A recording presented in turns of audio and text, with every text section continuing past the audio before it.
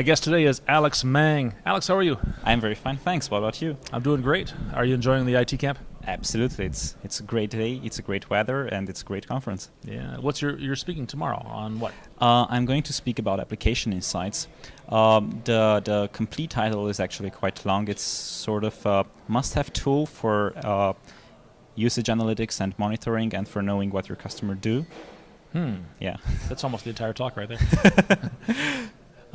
So application insights? That's a cool tool that's built into Azure, built into Visual Studio. Tell us about it. What is it? It was actually originally built as a feature for Visual Studio Online, and it later got into the Azure portal, the Ibiza portal, the preview portal. And right now they're trying to sell it as Visual Studio Application Insights, but it's very tightly coupled to the Azure portal. All right. And it's not just one tool. It's a number of tools, right? As a matter of fact, yes, it's a number of tools. So you do see it as a single set and as a single service, but the fact is that you actually have three different pillars or different categories of data you get as telemetry data from within your application.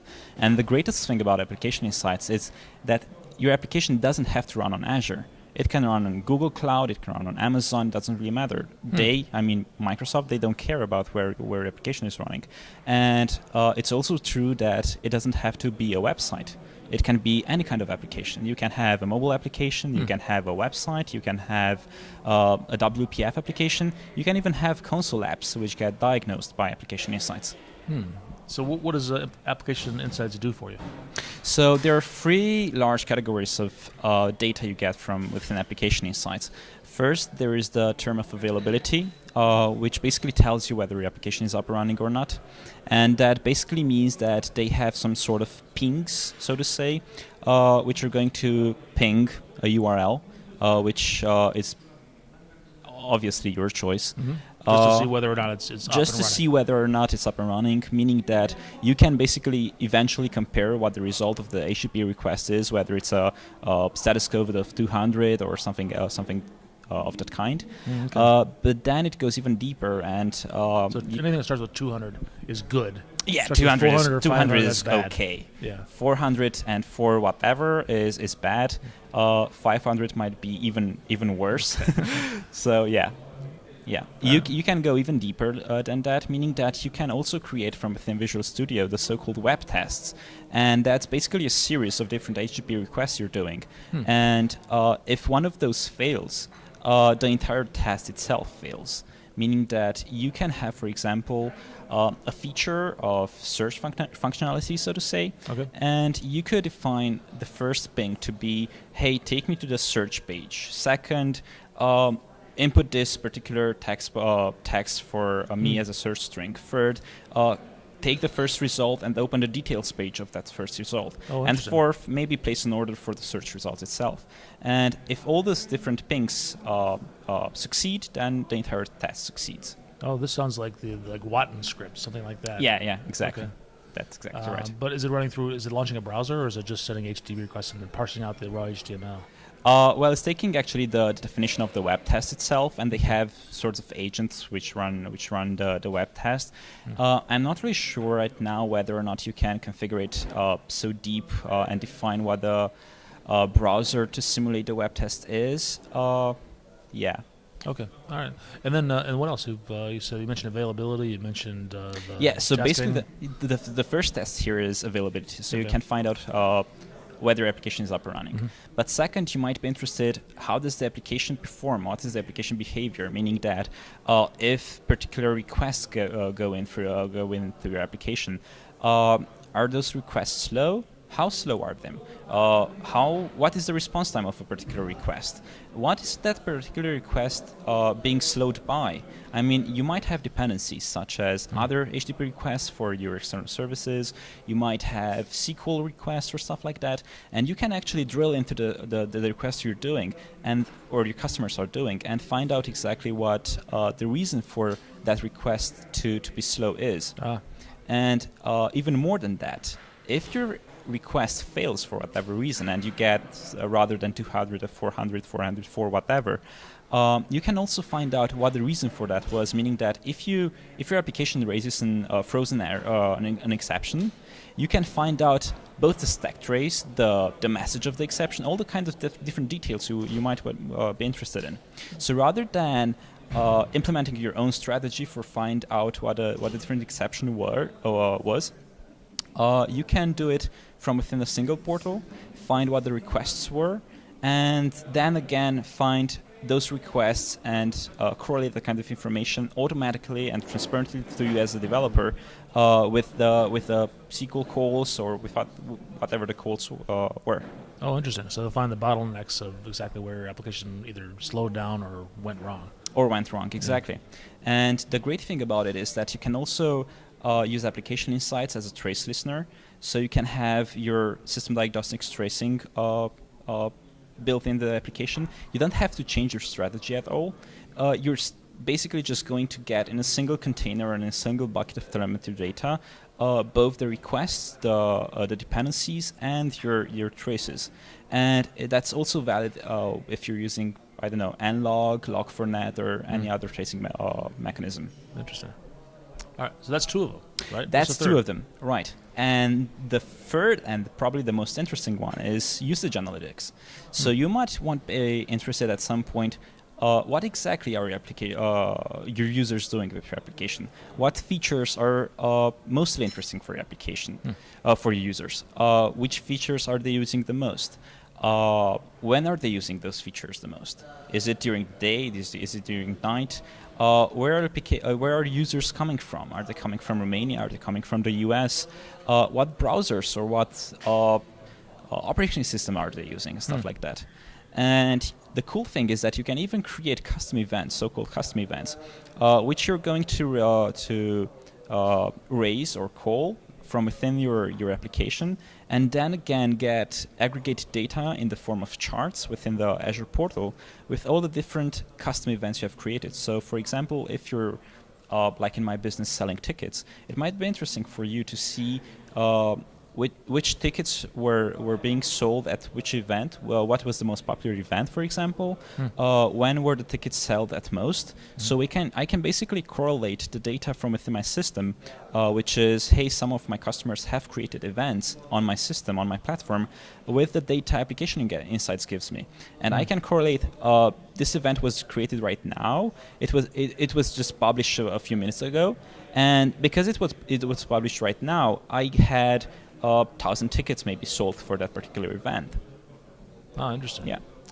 Walk me through the process of adding application insights to an application. It's super easy, meaning that right now, from the architectural perspective, application insights is nothing less than an entire architecture and infrastructure of different CDNs and Azure Blob Storage and stuff like that. So the backend is taken care of for you by Azure. As a developer, it's totally transparent to you. Okay. What you do get is an agent which actually runs within your application. You inject it. So that might be either a JavaScript agent or maybe an executable file which runs on your virtual machine. And that's a very interesting scenario for the websites and applications you already have running. Maybe you don't want to change your application, but you can still install an agent to monitor your application, which is already up and running within production workloads. Oh, so we say install an agent, you mean on an Azure virtual machine you would install an agent? Is that what you mean? Yeah, but it doesn't. I have to reiterate, it doesn't have to be an Azure virtual machine. It can be a Windows machine running on-premise. Well, do I change my code at all? Is there anything that I need to add to either my configuration or the actual code itself to enable some of the features the one caveat, so to say, is that if you want the full flavor application insights, you will have to inject the agent inside the application, and you can also do custom events only if you call those custom events. Okay, meaning that code. Yeah, you do have some sort of coding to do. If you're not up to modifying your application for application insights itself, you will still get quite a few meaningful data from application insights simply by installing an agent which basically runs on the VM. Interesting. What have we not covered? Anything? Pricing, maybe. Pricing, yeah. All right. It's not free. Actually, it is free. Oh, it's free. You have three different tiers here. Oh, okay. So you have a free tier, You have, I think it's called standard tier. I'm not really that much into licensing, so I don't really know the terms. I think it's standard and premium tier or something like that. The one differentiator though between them is the number of days application or Microsoft stores data for your telemetry data. So. So they'll purge that old data, archive data after a while. Exactly. So if you're using the free tier, you only get aggregated data, telemetry data for 7 days. I see. If you have anything else than the free tier, the cool thing about application insights and the dashboard is that you can also correlate the data you get from this week with the data you had the previous week. So you can see if you did an update, for example, how did the update perform? Did it perform? Does the application perform better right now after the update, or does it perform worse? Yeah, interesting. Where can people go to learn more about this? Probably like all the other services that are within Azure. Azure.com is the great place to get started. And at the documentation, there is a tab called Developer Services or something like that, and they have a link there to the Visual Studio Application Insights documentation, complete documentation. All right. Do you have an online presence? I do have an online presence both on my blog at alexmang.ro, and I also write a lot of replies on MSDN forums, and I sometimes write articles in the TechWiki MSDN magazine. As a matter of fact, on my latest article, I got the Azure Guru title as well, back in January, and the article was about using Netflix and Spotify, which are right now forbidden in Romania. Using Azure. They're forbidden. Yeah, they're forbidden for whatever reason. I have no idea why. It's probably the decadence. I think so. Music. Yeah, Eastern Europe. So basically, my article was about using those services in Romania via a VPN you could put up by yourself on Azure using routing and remote access services from within Windows, basically. Oh, that sounds awesomely subversive. I like it. Yeah. And I was actually surprised to find out that Microsoft would, give a prize for such an article because I was skeptical Maybe they at haven't read first. it yet. Yeah. Maybe they didn't. Alex, thanks so much. Thank you, David.